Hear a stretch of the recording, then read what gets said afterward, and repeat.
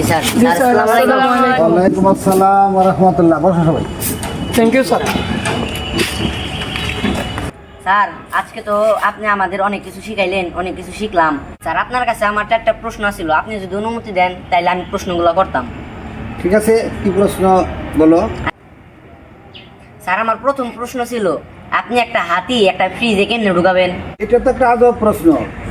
একটা হাতি কিভাবে ফ্রিজের ভিতরে দোকান সম্ভব? এটা হয়তো করে খন্ড খন্ড করে দোকান সম্ভব। না একদম সহজ। আপনি আপনি ফ্রিজের দরজাটা খুলে ফ্রিজের তাকগুলা সরাইয়ে হাতিটা ভিতরে দিয়ে দরজা লাগিয়ে দিবেন, একদম সহজ।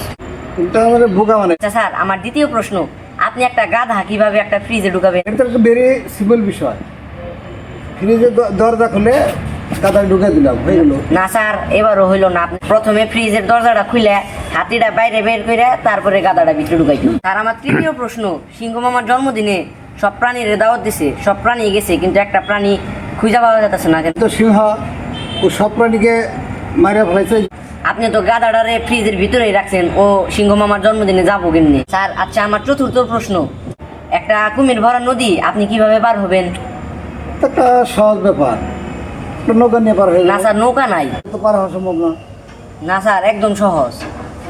কারণ নদীর সব কুমির তো সিংহ মামার জন্মদিনে গেছে, আপনি সহজে নদীটা সাঁতরে পার হয়ে যাবেন।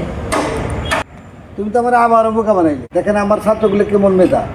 আমি যেসব প্রশ্ন উত্তর দিতে পারলাম না, সুন্দরভাবে প্রশ্নগুলো উত্তর দিয়ে দিল।